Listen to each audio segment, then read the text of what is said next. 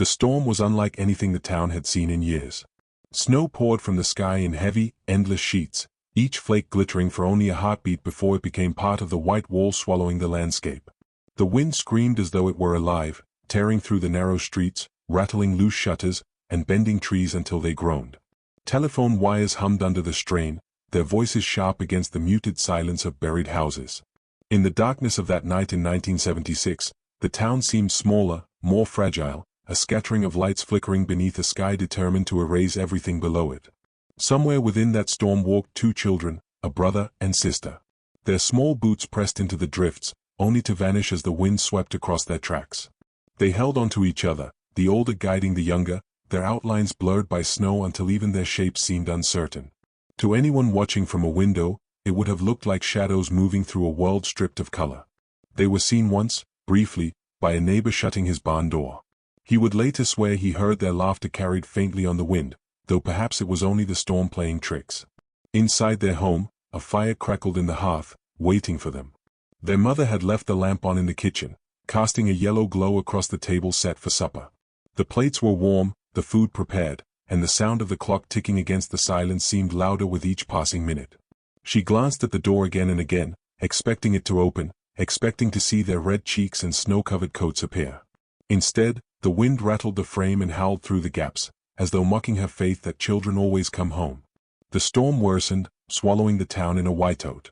Cars stalled in the drifts, windows frosted over, and those who dared to step outside quickly turned back, blinded and gasping.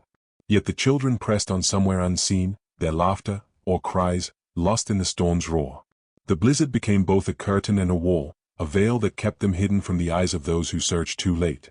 Hours stretched into the deep, endless night, until worry became dread, and dread hardened into a truth that no one wanted to say aloud. By morning, the town lay silent beneath a thick white blanket.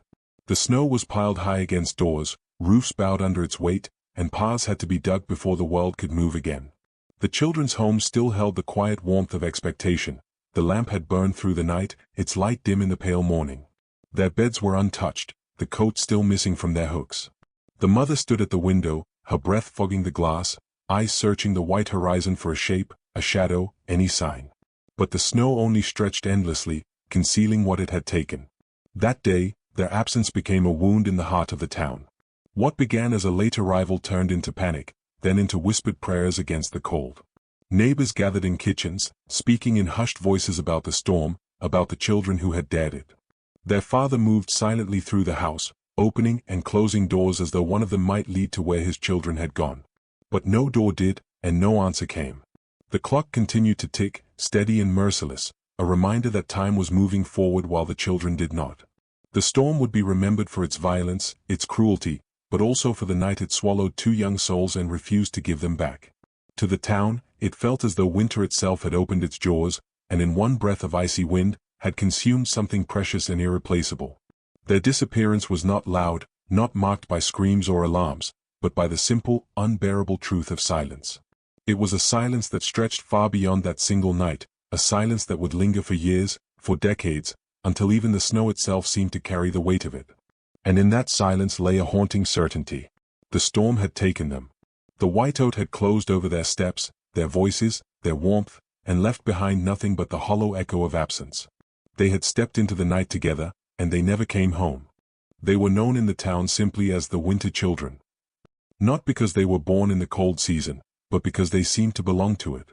The boy, just 12 years old in 1976, carried himself with a kind of protective pride, already acting older than his years. His sister was 9, curious and full of energy, with a laugh that rose above the snow like bells. Together, they were rarely seen apart. If one ran across the frozen pond, the other followed. If one lingered by the school gates, the other waited. It was this bond, the kind woven not just by blood but by shared secrets and small adventures, that made them inseparable in the eyes of everyone who knew them. The boy was tall for his age, with hair that always fell into his eyes no matter how his mother tried to comb it neatly. He had a stubborn streak, often insisting he could shovel the walk or split the kindling without help, though the axe was nearly as tall as he was. His teachers said he was quiet, but observant, the kind of child who noticed everything even when he said nothing. His sister, by contrast, was a whirl of brightness, her mittens always mismatched, her braids always loosening halfway through the day. She had a habit of asking questions no one could easily answer, questions about stars, about where the wind went when it disappeared, about whether the world looked different under all that snow. The family lived in a modest two-story house near the edge of town, where the fields stretched out to meet the woods. In winter, smoke rose from the chimney like a ribbon against the white sky, and the kitchen smelled of bread and wood smoke. Their father worked long hours at the mill, his hands calloused and shoulders hunched, but he always found time in the evenings to sit with his children by the fire. Their mother was the heart of the house, stitching clothes by hand, keeping shelves lined with jars of preserves she had made during summer. The children were her pride. She often said they were her compass points, her reason to keep moving through the long, hard winters. The town itself was small, built around a single main street with its diner, general store, and post office. Life there in the 1970s was steady, simple, bound by tradition. The children walked to school with their classmates, dragging sleds behind them when the snow was deep. On weekends, they played along the frozen creek, their laughter carrying across the ice. In the evenings, they joined their parents at church socials, holiday fairs, and potluck suppers where neighbors traded pies and stories. People in the town knew one another's lives by heart, which meant the siblings were loved not just by their parents but by an entire community. There were little details people remembered about them, details that would later become memories clutched like relics. The boy had a habit of carving his initials into fence posts, each one a quiet mark of presence, while his sister skipped along beside him, humming songs she had half invented. He liked the way his wool cap pulled low over his ears, while she refused to wear hers properly, letting it dangle by the strings as snowflakes tangled in her hair. When the school held its winter recital, he stood stiffly in the back row, trying not to smile, while she sang loudly, unashamed of her cracked notes. Those tiny fragments, once ordinary, would become the last snapshots of a life that seemed destined to be longer, brighter, and uninterrupted. The siblings' bond was tested in the small ways siblings test each other. Squabbles over who got the last cookie, complaints about sharing a sled, but their fights always ended quickly. More than once, neighbors saw them trudging home from school, shoulders brushing, carrying the same book bag between them when one of them was too tired to hold it alone. They existed in balance, the older one's cautious nature paired with the younger's restless imagination. It was as though one gave the other reason to be brave, and the other gave reason to be careful. Their world in 1976 was painted in muted colors, the brown of school desks, the black of chalkboards, the gray of coal smoke drifting from chimneys. And yet, to them, it was alive with possibility. They found magic in the way frost traced patterns on windows, or how snow muffled the sound of footsteps, turning the whole town into a secret. Their games were endless, hiding coins in snowbanks, pretending the woods were enchanted, daring each other to stand still and silent long enough to hear the snow falling.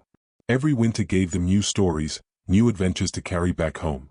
For the parents, their children represented continuity, the promise that life, however hard, was moving forward. The father often remarked that he worked for them, that the aches in his body were worth it if his children had shoes that fit and coats that kept them warm. The mother dreamed quietly of their futures, imagining her son as a man with steady hands like his father, and her daughter as a young woman whose questions might one day carry her far beyond their little town. They were not extraordinary in the sense of fame or wealth. They were extraordinary in the way that every child is, the center of their parents' universe, the hope of a family, the very pulse of ordinary life. When neighbors thought of them, they thought of joy, of warmth, of the way childhood lights up even the harshest winters. Which is why, when they were gone, the town did not just lose two children.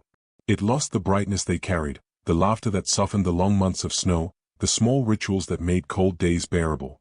To remember them now is to remember a world that seemed safe, a world in which children could wander out into a storm and be expected to return. Their disappearance would fracture that illusion forever. Their story begins not with mystery, but with love, two siblings bound by a thread of closeness that neither time nor tragedy could sever. They were children of winter, and winter, in its cruelest form, would one day claim them. But before that night, before the storm, they were simply two young souls walking hand in hand through a small town, making it brighter just by being in it. That evening in 1976 began like so many others, without any warning that it would one day be dissected in whispers, in newspaper clippings, in aching memory. The storm had been forecast, but in those years forecasts were more uncertain, more suggestion than certainty. The radio announcer spoke of flurries, of cold winds, nothing to suggest that by nightfall the entire town would be cut off from itself, buried in white. The family carried on with their day as though tomorrow would arrive unchanged. No one imagined that the smallest, most ordinary choices, a trip across the street, a walk home after school, an errand before supper, could become a last chapter. The brother had promised to help a neighbor carry wood in before the storm worsened. He was proud of being relied upon, proud of showing that he could do what men did. His sister, restless and unwilling to stay behind, begged to go with him. She always wanted to be part of his world, to prove she could keep up. Their mother hesitated, looking out the window at the thickening snow, but when she saw their eagerness, she agreed. It was only across the lane, only a few minutes away, and supper would be warm when they returned. "Don't be long," she called. They nodded, coats buttoned, mittens tugged on, boots stomping against the floorboards. The kitchen door closed behind them, and the mother turned back to her cooking, unaware that the sound of that door shutting would echo in her memory forever. Neighbors recalled seeing them in those fading moments of daylight. The boy, a knit cap pulled low, tugging his sister along as she skipped through the growing drifts. Her scarf trailed behind her, a bright thread against the gray world. One farmer said he thought he heard them laughing, though the wind carried the sound away almost instantly. A woman at her window later insisted she saw them pause at the corner, the boy leaning close as if to shield his sister's face from the sting of the snow.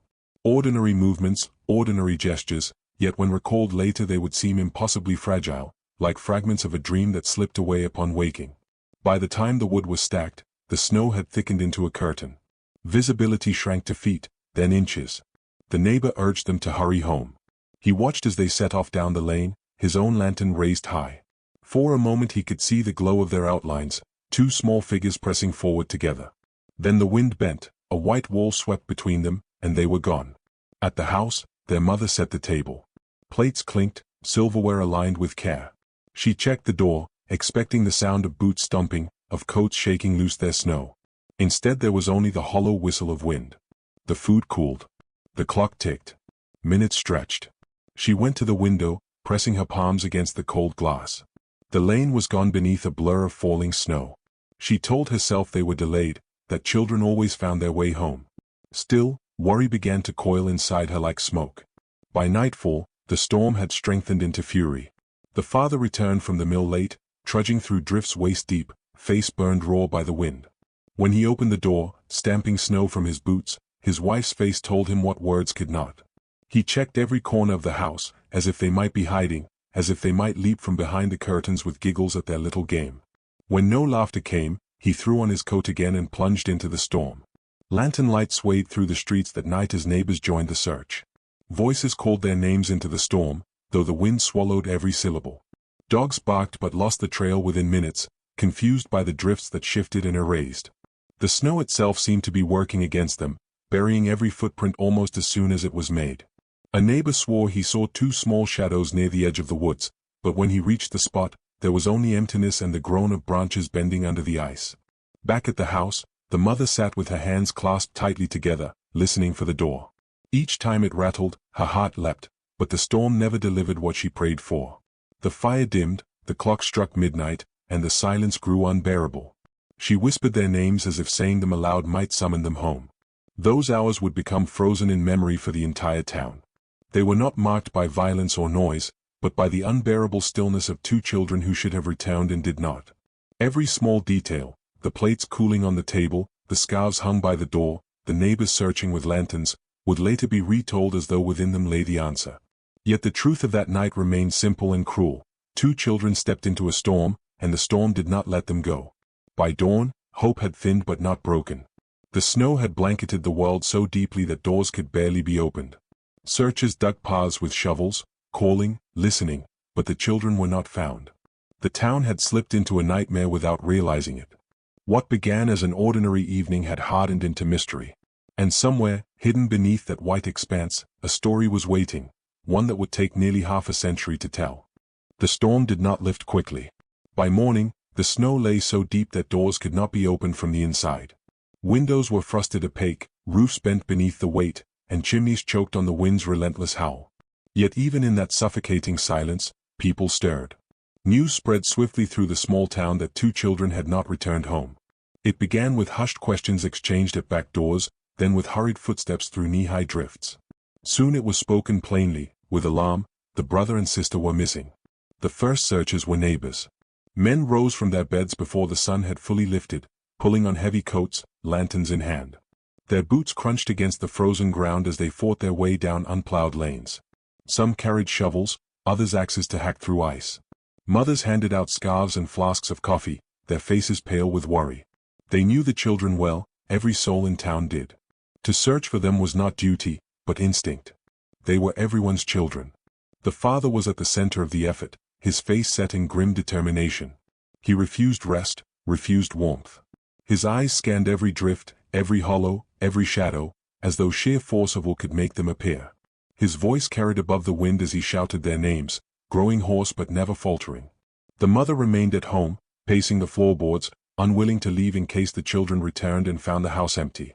She placed her hand on the kitchen window again and again, peering out into the pale morning blur, whispering prayers into the glass.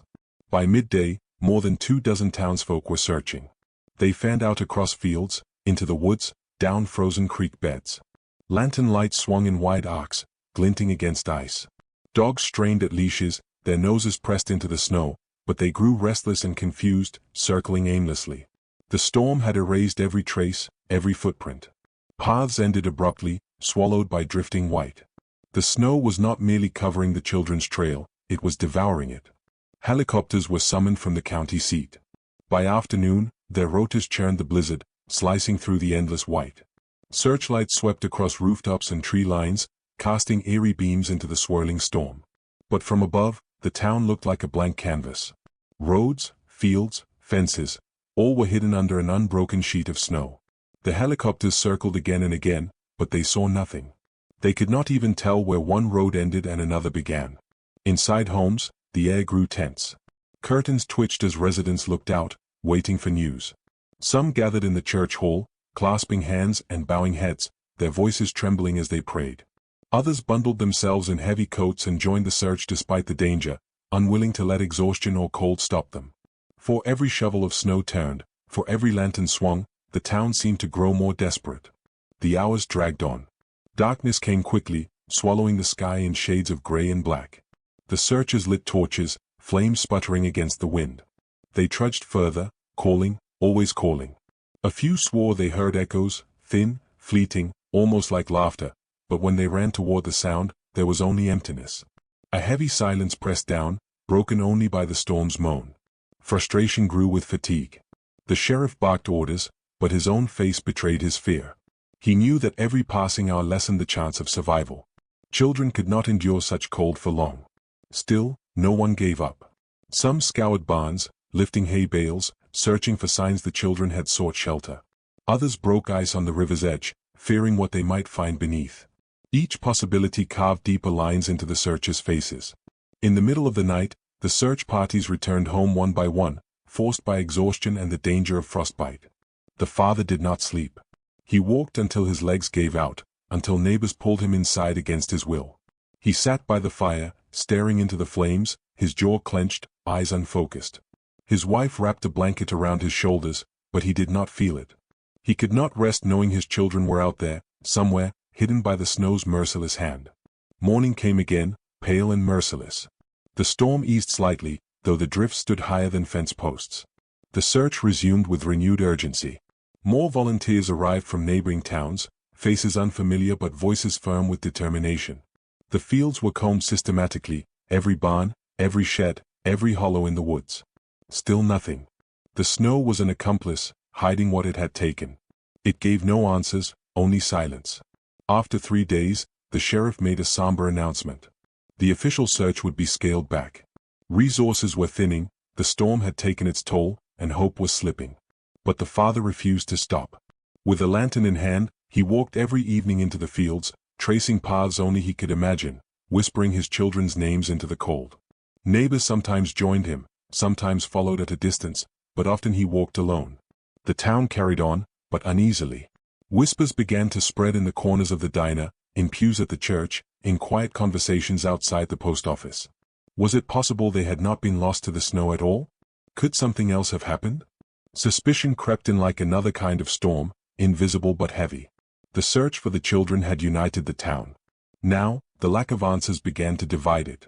The storm had hidden them. But more chilling still was the realization dawning in every heart. Perhaps it was not just the storm. Perhaps something human, something darker, had stepped into that night as well. Rumors often move faster than truth, especially in a town that suddenly finds itself facing the unexplainable. After the third day of searching, when the sheriff's words carried more resignation than resolve, whispers began to fill the silence left by the children's absence. At first, they were soft, spoken only in kitchens over steaming mugs of coffee or muttered in pews before Sunday service. But as the days stretched into weeks, and the snow hardened into walls that seemed to keep answers buried beneath them, those whispers grew louder. The simplest theory, the one people clung to in the earliest hours, was that the storm had swallowed them. That they had wandered too far, grown disoriented in the whiteout, and succumbed to the cold. It was a brutal, tragic explanation, but one that aligned with nature's cruelty. And yet, the absence of evidence gnawed at people. No footprints leading to a final place, no discarded mitten, no trail disturbed. The snow had covered everything, yes, but it felt uncanny that nothing at all was ever uncovered. The drifts melted, weeks later, into dark patches of earth and streams that rushed through ditches. Still nothing surfaced. No bodies. No coats. Nothing to mark their final steps. That silence created a vacuum, and into it poured speculation. Some said the children had run away. They whispered that perhaps the boy, growing restless with the small-town life, had taken his sister by the hand and set off for somewhere bigger, brighter, beyond the reach of their parents. People recalled half-remembered conversations about the city, about dreams of seeing the ocean. In the absence of truth, those scraps became evidence. Maybe they just wanted to escape, one neighbor muttered. But the theory faltered against the obvious. How could two children survive in the teeth of a storm without supplies, without direction, without even the knowledge of the roads that stretched beyond their town? Another rumor turned darker: abduction. The storm had provided cover, a perfect mask for anyone who wanted to snatch the children without being seen. The thought spread like frost across glass. Could it have been a stranger, passing through, hidden by the whiteout? Or worse, someone local, someone who knew their routines, who knew they would be out that evening? Suspicion turned inward. People began to glance differently at their neighbors, their friends, even relatives. The town, once united in search, now carried the sharp edge of paranoia. At the diner, conversations cut short when someone entered. At the mill, workers spoke of locked doors and children no longer allowed to play outside after dark. Theories sharpened into accusations. Some quietly pointed fingers at the neighbor who had last seen them alive, the man who had asked the boy to help carry wood. He swore he had watched them walk away, had raised his lantern to light their path. But the memory of him watching their small figures vanish into the snow became sinister in the retelling. Maybe he followed them, some whispered. Maybe they never left his yard at all. Others defended him. He had lived in the town his whole life, had no history of violence. But suspicion lingers even where it has no soil to root in. For the parents, these whispers were unbearable. They could not walk into the store without hearing voices lower, could not sit at church without feeling eyes on them. The mother, exhausted from grief, avoided public spaces altogether, retreating into the house where every sound reminded her of her children. The father bristled with quiet anger. He confronted neighbors once or twice, demanding they stop spreading lies, but his fury only deepened the sense that something was being hidden. In a small town, grief quickly becomes spectacle, and spectacle quickly turns into story. There were other, stranger theories still. Some spoke of the woods at the edge of town, woods that older generations swore were cursed. Children had always been warned not to wander too far, tales of spirits and lost souls passed down in whispers meant to frighten. When two real children vanished into a storm, those legends resurfaced with new intensity. The forest took them, one old woman declared, her voice trembling with certainty. People laughed at her words in public, but behind closed doors, the suggestion clung to them like cobwebs. In the absence of facts, even superstition felt like an anchor. The sheriff tried to silence the speculation. He held meetings, stood before crowds, and repeated the official line: the children had been lost to the storm, nothing more. But the more he insisted, the less people believed him. Some began to suspect even him, muttering about failures, about what he might be covering up. Theories multiplied not because evidence supported them, but because the human heart cannot sit with silence. Silence is unbearable, so people twist it into a story that feels like an answer, even if it's a lie. The town, once tightly knit, began to fray. Families locked their doors earlier. Neighbors stopped trusting one another with keys or children. The air, heavy with grief, also carried fear. If two children could vanish without a trace, what else could happen? Who else could be taken? The storm had not only buried two small bodies, it had unearthed something darker in the hearts of the living. And through it all, the parents lived in a strange duality. On some days, they clung to the hope their children had run away, imagining them alive somewhere far from the snow, grown older, waiting to return. On other days, they accepted the crueler possibility that the storm had claimed them but left no sign. And on the worst days, the possibility of something far more human, far more sinister, haunted their every thought. Every creak of the house in the night, every knock at the door, every anonymous letter in the mail carried the weight of possibility. Theories became not just attempts to explain the past, but shadows that shaped the future. The family could not grieve properly, for grief requires certainty. The town could not heal, for suspicion is a wound that festers. And all the while, the truth, whatever it was, remained hidden, preserved somewhere out of reach, like the frozen heart of winter itself. Grief is not a single feeling but a landscape, and for the parents, it became a place they wandered without a map. In the first weeks after the storm, there had been noise, neighbors filling the house with food and company, the sheriff coming by with updates, volunteers knocking on the door asking what more they could do. But as the weeks turned into months, and no trace of the children surfaced, the noise faded. The house grew still. The snow outside melted into rivers, the trees regained their leaves, but inside those walls, time seemed to stop. The parents remained suspended in the winter of their loss, unable to move forward, unable to return to what once was. The mother drifted through the house like a ghost, moving from room to room, straightening things that did not need straightening. She lingered in the children's bedroom, folding blankets that were already folded, tucking toys into boxes only to take them out again the next day. Sometimes she left their beds unmade, as though she expected them to climb into them any moment, shivering from the cold, cheeks flushed, apologizing for worrying her. At night, she would wake at the faintest sound, convinced she heard footsteps in the hallway. She would whisper their names into the dark, her voice trembling, as if speaking them aloud might summon them back. The father bore his grief differently. He buried it beneath labor. He fixed things around the house that were not broken, sharpened tools he rarely used, split wood until his hands blistered. In silence, he built and repaired, as if mending the physical world could repair the fracture in his life. But grief leaks through even the hardest shell. At times, he would find himself standing in the barn, leaning against a beam, his chest rising with silent sobs he would not let the world see. He wanted to be strong, for his wife, for the memory of his children, but strength felt like stone, and stone eventually cracks. Between them grew a quiet distance. They shared the same house, the same loss, but experienced it in ways that barely touched. The mother longed to speak of the children, to keep their names alive in conversation, to tell stories as though they were still here. The father resisted, believing that naming the pain only deepened it. This divide created silences between them, silences heavier than words could ever be. At the dinner table, they would sit across from one another, food untouched, each lost in a different kind of suffering. They were bound together by love and tragedy, yet drifting apart in how they carried it. Outside their walls, life in the town crept forward. Children played in yards again. Schools reopened with the rhythm of lessons, laughter, and scraped knees. Families spoke of the tragedy less openly, though it lingered like a shadow. For the parents, this return to normalcy felt like betrayal. How could the world continue when theirs had stopped? How could neighbors laugh when their own home had grown silent? It made them feel isolated, as though they lived on an island cut off from everyone else, marooned by grief no one else could fully understand. The mother occasionally ventured out, to church or to the market, but found herself overwhelmed.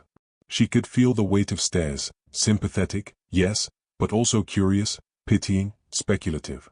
Every interaction was laced with reminders of what she had lost. When someone asked, "How are you holding up?" the word sounded like an intrusion, like a door slammed open on a wound that was never allowed to heal. Soon, she stopped going out at all. The father carried the errands, walking with his head down, refusing to meet the eyes of those who whispered. Inside, the parents developed rituals. Not of healing, but of survival. The mother lit candles each evening, placing them in the windows, a beacon in case the children somehow found their way home. The father checked the doors and windows 3 times before bed, as if guarding against a world that had already taken what was most precious. On the anniversary of their disappearance, the mother set 2 plates at the table, whispering prayers into the silence, while the father sat outside on the porch, staring at the dark line of the woods where the snow had once swallowed his children. In moments of rare vulnerability, the mother confessed her dreams. She told her husband that sometimes she dreamed of the children growing older, their faces maturing, their voices deepening or softening with time. She saw them as teenagers, then adults, walking through the door with stories of where they had been. The father listened but said little. His silence was his shield. But alone, in the barn or on the back steps, he admitted to himself that he dreamed too, though his dreams ended differently. He often saw them as they had been, small figures trudging into the storm, their shapes blurring until they were swallowed by white. He woke from those dreams with his fists clenched, powerless even in sleep. As months turned to years, grief hardened into something quieter, more permanent. Hope became fragile, almost painful to touch. Some nights, the mother still lit her candles, though she no longer whispered their names. Some mornings, the father still split wood until his hands bled, though the woodpile stood higher than he would ever need. Their routines became monuments to a grief that refused to fade. But underneath, there was something else. A question neither could answer, nor even say aloud. If the children were truly gone, where were they? Why had no trace ever been found? That absence gnawed at them, sharper than grief itself. Grief is heavy but familiar, absence is endless. It left them dangling between despair and denial, unable to fully bury their children, unable to fully believe they still lived. And so, life continued in that suspended state. The seasons changed, the world shifted, but for the parents, time stood still. Each day felt like the echo of the day before, a rhythm of survival without resolution. They did not know that the truth, hidden and frozen, was waiting to be unearthed decades later. For them, the storm never truly ended. It still howled through their nights, still clouded their mornings, still held their children somewhere out of reach, like voices calling from beyond a curtain of white. Time has a way of reshaping memory, smoothing sharp edges until even tragedy becomes story. As the years after the storm stretched into decades, the disappearance of the brother and sister in 1976 shifted from a fresh wound to something stranger, half remembered, half imagined. For the parents, it was still raw, but for the town, it began to take on the qualities of folklore. What had once been a desperate search with lanterns and shovels became an echo carried through generations, retold with new embellishments, shaped more by imagination than fact. By the mid-1980s, children who hadn't even been alive at the time of the storm whispered about the siblings at sleepovers and around campfires. The story was passed from older kids to younger ones, changing a little each time, like a ghostly game of telephone. Some said the two had been seen wandering the woods long after, pale and silent, their figures barely visible through the trees. Others swore their laughter still drifted across the fields on certain winter nights, mingling with the sound of the wind. To a child's mind, the siblings weren't tragic victims but restless spirits, frozen in the age they had vanished. Adults didn't speak of it so freely, but the absence still lingered in subtle ways. When Snowstorm swept through again, parents tightened their rules. No one wandered far, no one stayed out after dark. In schools, teachers would invoke the siblings' names as cautionary examples, reminders of what the cold could do, of how fragile safety truly was. Over time, it became less about the children themselves and more about the lesson they represented. Their story turned into a warning, woven into the fabric of the town's seasonal rhythm. Yet, there was always an unease in how the tale was told. For those who remembered the real search, the real faces of the children, the mythologizing felt cruel.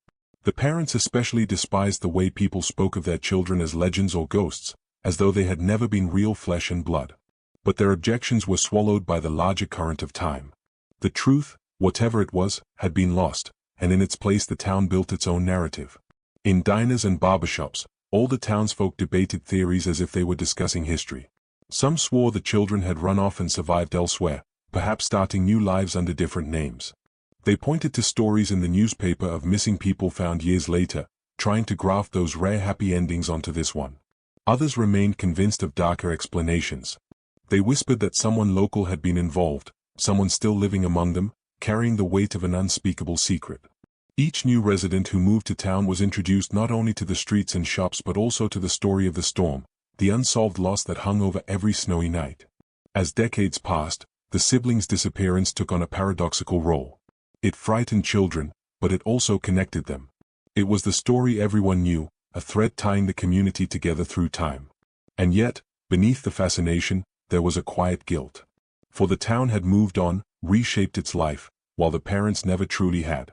Some residents avoided speaking of it in front of them, lowering their voices when they passed on the street.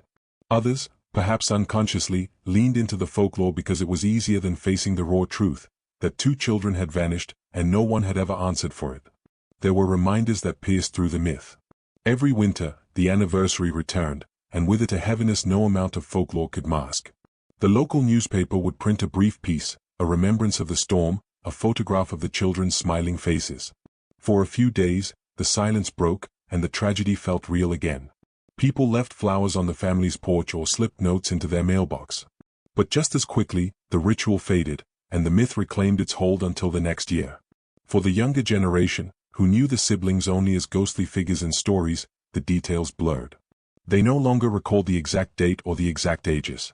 Some thought the children had been teenagers, others that they had been barely old enough to walk. What remained consistent was the haunting image, two figures swallowed by snow, never to return. In some retellings, they weren't siblings at all but star-crossed lovers, their tragedy heightened for dramatic effect. The truth was a thread worn thinner with each telling. The parents, still alive into the 1990s, carried a different kind of memory. For them, the folklore was unbearable. Each retelling that stripped away detail felt like another erasure of their children's existence. The mother once broke her silence at a church gathering, saying, "They were not ghosts. They were my babies." But her words only deepened the awkwardness. People nodded, offered condolences again, then returned to the safety of the myth. The real story, with its unanswered questions, was too heavy to hold on to. By the early 2000s, new families moved into town, bringing new children, new routines. The story of the siblings became part of the town's identity, told to outsiders with the same mix of dread and pride that small towns reserve for their strangest histories. "This is the place," they would say, "where those two kids vanished in the storm." Visitors would listen, wide-eyed, and glance nervously at the woods as snowflakes began to fall. The myth lived on not just in memory but in the very way the town defined itself. And yet, beneath all the layers of storytelling, the truth remained buried.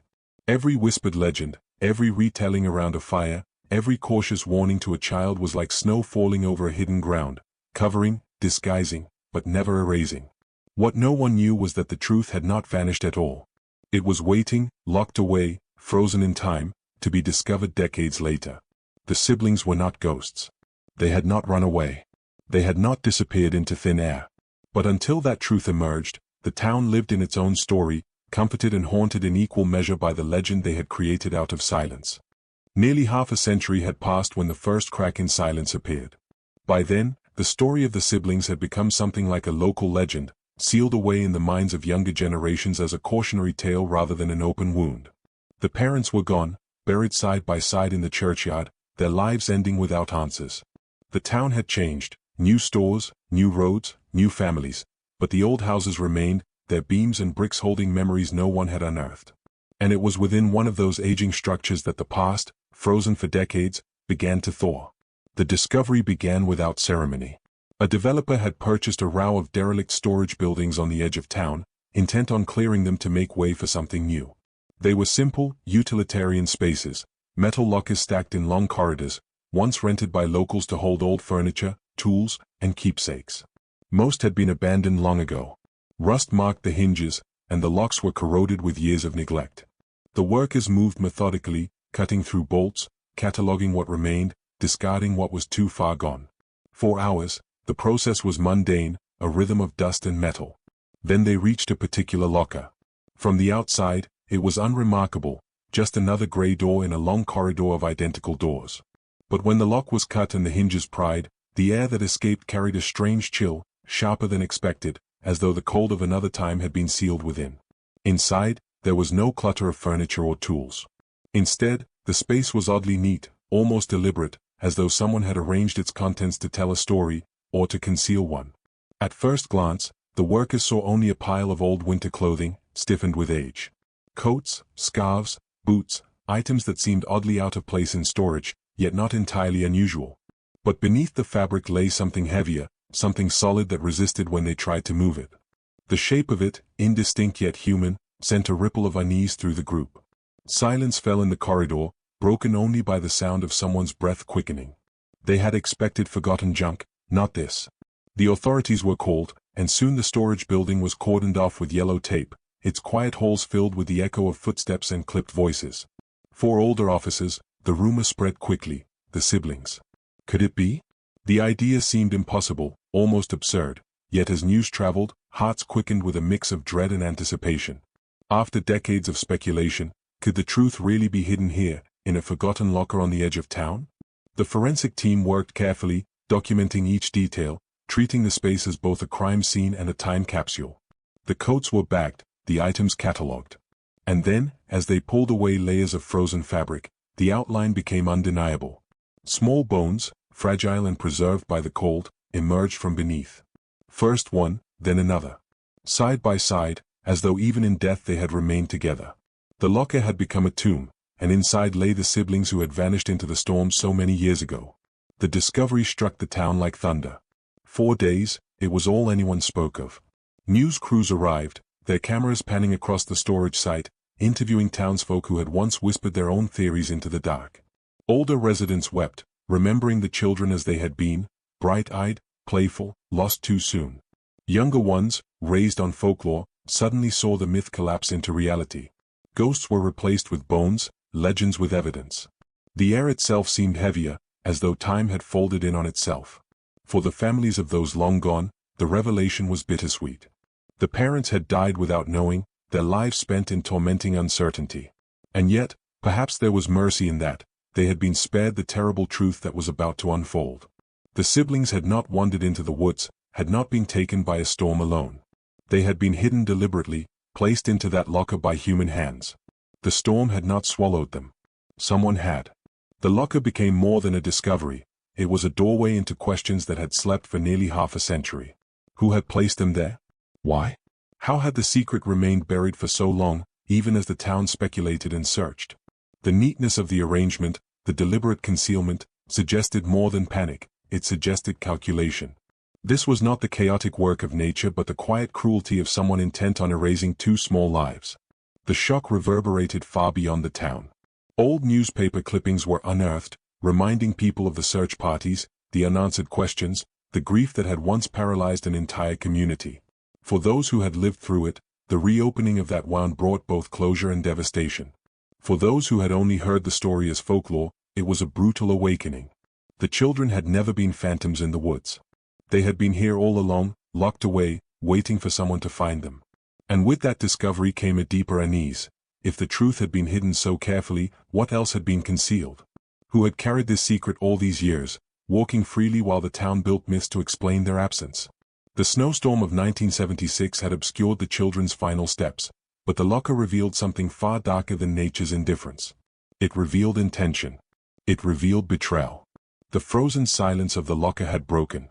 Now, the town would have to face the terrible truth it had unknowingly lived beside for nearly half a century. The discovery of the locker sent investigators spiraling into a case that had long been thought unsolvable. For nearly 5 decades, the disappearance of the siblings had been catalogued as a tragic mystery of nature, a storm swallowing 2 small lives. Now, that narrative had been shattered, and the weight of truth pressed heavily on the shoulders of law enforcement. The bones found inside the locker were no longer merely evidence of death. They were evidence of concealment, of intention, of a crime that had been carefully hidden for almost half a century. The first step was identification. Though the remains were small, fragile, and aged by decades in storage, forensic analysis quickly confirmed what many in town already suspected. The bones belonged to the brother and sister who had vanished in 1976. Dental records, still preserved in yellowed files from the original investigation, matched with chilling precision. The coats and boots were also traced back, their stitching and design identical to what the children had worn on the night they disappeared. The storm had not taken them. Someone had carried them into that locker. The implications shook the entire investigative team. To hide 2 bodies in a storage unit required time, access, and a disturbing level of calm. This had not been an accident, nor the desperate panic of someone who stumbled upon tragedy. It was deliberate, methodical. That meant someone, most likely someone from the community, had lived for decades with the knowledge of what lay behind that rusted door. Detectives reopened old files, combing through statements that had been given in 1976. Witnesses who were children at the time were now in their 60s. Retired officers, men who had once trudged through snow with lanterns, were interviewed again, their memories fragile but laced with details that now took on new meaning. The neighbor who had last seen the siblings became a name of renewed interest. He had since passed away, but records showed he had once rented units at the very same storage facility. The connection was chilling, though not yet conclusive. Rumors flared again, much as they had in the weeks after the children vanished. Except this time, the whispers were sharper, more accusatory. People combed their memories, asking themselves who in town might have carried such a secret for so long. Old grudges resurfaced. Former suspects, once dismissed, were dragged into conversations at diners and in grocery aisles. Some residents grew defensive, unwilling to believe that one of their own could have done something so monstrous. Others pointed fingers freely, convinced that the answer had